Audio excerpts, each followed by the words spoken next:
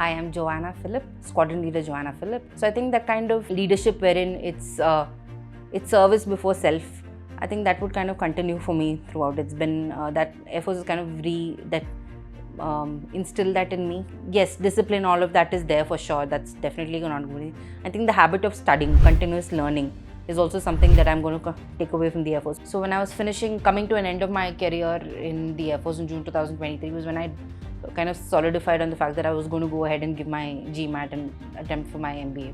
My initial conversations kind of helped me narrow down in terms of, okay, so you want to study business, and these are the countries that are probably best suited to, for your aspirations and all of that. I was ready to give up, but I was like, okay, because every time I wrote my mocks, I wasn't doing too well on my exams.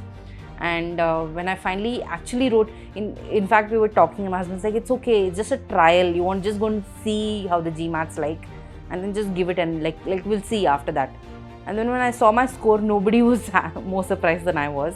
And that was kind of like, I think that kind of boosted my desire to kind of apply for colleges which were sort of top notch.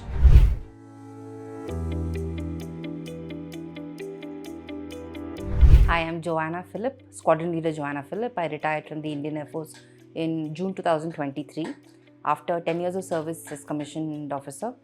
I joined the Air Force after I did my master's in psychology from the University of Madras, and then after a year of training I got commissioned in the administration branch. But since it was a short service commission and I just finished my 10-year tenure in 2023, I began exploring options of what to do, where to go, and I figured that I wanted to study for a year before stepping into the job market on the outside and understand what's going on out there. So yeah, I'm going ahead for my MBA, and at this point in September, hopefully if all goes well, I'm going to the University of Cambridge Judge Business School for my Masters in Business Administration. I realized that as I was exploring and as looking at options on the outside, I realized there's so much happening in the world. Like in these 11 years that I've been in the Air Force. Yes, I've professionally grown a lot in my domain within the Air Force itself, but there's so much that's happened on the outside, and it felt quite, I would say, alien to kind of make that transition all by myself.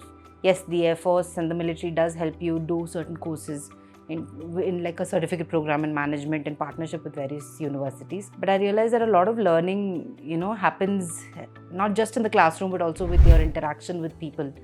And I realized that the best place to do that would be in a proper university setup where you're interacting with people from diverse, multidisciplinary backgrounds who've got a variety of experience and who kind of come together. Because I've realized I learn a lot from people in that sort of situation. So I knew I wanted to study to kind of open up my horizons and see where I fit in this new world. For me at least, a very new world. So yeah, the MBA is sort of my first step in a career transition. Back in 2022, I decided when I decided that I wanted to study, and I wanted to study preferably, get an international exposure of sorts. I had applied for my master's in public administration from a really reputed university in the US, and I had just delivered my baby, and she was 4 months old when I gave my GRE, 5 months old when I sent in my admits applications. And I know that it was like a really rushed process with all that was happening and my state of mind, all of that. Yeah, at the end of it, I felt like it would have been good to kind of bounce off my ideas and bounce off my thinking on somebody else who kind of could give me an open, honest input other than family, of course. Yeah, but that didn't work out. So when I was coming to an end of my career in the Air Force in June 2023 was when I kind of solidified on the fact that I was going to go ahead and give my GMAT and attempt for my MBA. So I thought, okay, June I'm going to finish. So July onwards I'm going to work hard for my GMAT and kind of get the admits going and figure out where I want to go, what I want to do, all of that. But just as that happened, in July my mom got diagnosed with stage 3 carcinoma, and that was a time I'm the only daughter she has. So we kind of me and this 1-year-old child had to kind of relocate to Chennai, help her, through this process. So I was juggling with a lot at that point. A 1-year-old child who was very dependent on me. My mom, who was growing increasingly dependent because of her treatment. All the stress and anxiety and all of that comes with that. And I realized that the time that I should have been spending preparing for the GMAT, I was instead, just working out colleges, where, when, what, all of that. And then coming, at the end of the day, not having anything to show for. Just wasting a whole lot of time. So I realized that I would need help at this time. It's not possible for me to do everything by myself. So that's kind of when I reached out to YOKIT. the initial couple of calls with my counselor helped me kind of narrow down the countries that I would want to go, because I was looking at places all over the globe, but my initial conversations kind of helped me narrow down in terms of, okay, so you want to study business, and these are the countries that are probably best suited to for your aspirations and all of that. So I think that kind of helped me narrow down my efforts in this. And I think what I really valued were the editing, like the back and forth for the editing, because I consider myself to be a decent writer. But then when it comes to writing your essays, especially for an MBA, it's quite personal. There's a lot of introspection that goes into it. So there's a lot that comes out on paper. And you don't have the heart to kind of cut, because you think it's all brilliant and that it's all great. But that kind of exposure, that input that comes in, it's like, okay, all this is good, but maybe cut down on this, maybe add this, all of that. So that kind of that back and forth really helped bring out the best possible in my essay. So I think that, there was a lot of introspection that the editor herself, said, okay, listen, this sounds a little vague, maybe you want to delve deeper into this. So I think I was really thankful for that entire process. Like I said, the Air Force is within India itself is such a melting pot. You got people, not just among the officers, but you're leading men from different parts of the country who've had different kind of backgrounds, who kind of grown up very differently from probably you would have or I would have. I had to command each of them, and commanding just didn't mean barking out orders and expecting them to follow, but kind of meant that I also had to inspire, I had to lead, and I had to set an example, like kind of be a role model. So earlier it was different, because it was people you knew, or people who had a similar sort of background to you and all of that, and then you kind of went on to lead or went on to think. But here in the Air Force it was very different, because especially as a woman who was leading men, you kind of had to demonstrate that your capability first for people to even put any kind of trust in you, and then like demonstrate your professional competence, demonstrate your the fact that you're there for them.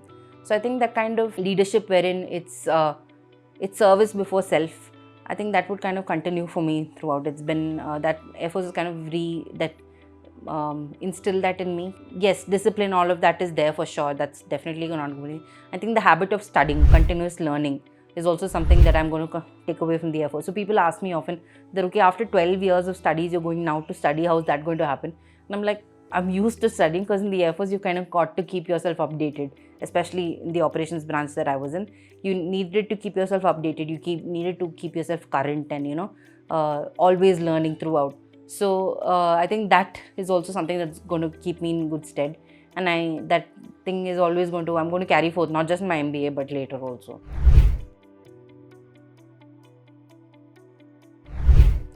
So it was just one cycle, no? So I didn't do like reapplications.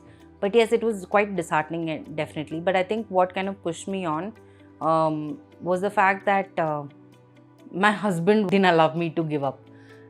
He was very keen on the fact that he wanted me to kind of put myself at a platform where I would be challenged, intellectually challenged, to kind of prove myself differently. Because he's like, see, in the Air Force you've done well and you're really comfortable and you've done well, you've established yourself, you've gotten a reputation for being an excellent professional. But when you go out there, you're going to start from ground zero again, and I don't want you hesitating because of that fear. And I'm sure I have the full confidence that you will do. So I think his sort of unwavering support, and like I said, like the kind of during the application process, the kind of hurdles that I was dealing with, even writing the GMAT seemed questionable at that point. But I think God has been really good. I would just say that when you feel like I was ready to give up, but I was like, okay, because every time I wrote my mocks, I wasn't doing too well on my exams. And when I finally actually wrote, in fact, we were talking, and my husband's like, it's okay, it's just a trial. You want just going to see how the GMAT's like, and then just give it, and like we'll see after that. And then when I saw my score, nobody was more surprised than I was. And that was kind of like, I think that kind of boosted my desire to kind of apply for colleges which were sort of top notch. Not the colleges I would have ordinarily chosen because I would have felt that it was out of my depth. But the GMAT score kind of gave me that edge, saying, okay, maybe you should opt for, colleges that are, business schools that you wouldn't normally do, like just kind of punch above your weight and figure it out. So I think that, and the kind of feedback that came from Yorkit. I would say that as well, like from both my counselor as well as the editors. Whenever I would submit an essay and the kind of input that would come back, that kind of, kept pushing me on my journey. So even though I kind of was lax in between, but they were like, okay, see, the due date's coming in, you've got to send it in now. So that kind of sort of policing, I guess, kind of helped a bit as well. Okay, I think for business schools especially, don't just do it because it's the way to go abroad, or do it because you feel that you need to equip yourself, especially in management. And to be honest, like, there are really good Indian business schools, right?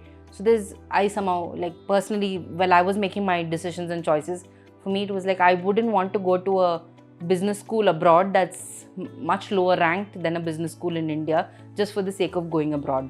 So, I mean, but your journeys and your stories are kind of personal to you. You know what kind of is the best fit.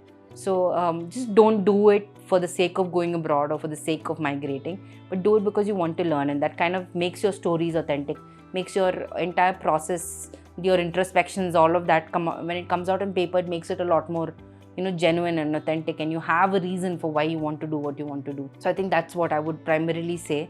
And especially when it comes to an MBA, because a lot of the questions are, in terms of where you want to be and where you see yourself and all of that. A lot of introspection should go in before, and it will keep happening throughout the process. And I think that's like, don't shy away from that. Just dive deep and go ahead with that. If you're expecting any counseling service to be sort of like, you tell them, okay, I want something like this, and them to come out with something ready-made and hand it to you and kind of do the process for you, that's not going to happen, number one. And number two, even if that does happen, you find somebody who does that, it's not going to be yours. It's not going to be your story. So be prepared to invest a lot of yourself into your application. And each of those places I got rejected from, I think the application process itself was a learning journey for me. So don't shy away from that. Just because you think you may be rejected, don't stop attempting, or don't say, okay, maybe I won't do that because I may not be good enough. It's okay, no problem if you don't get through. It's the learning that is important.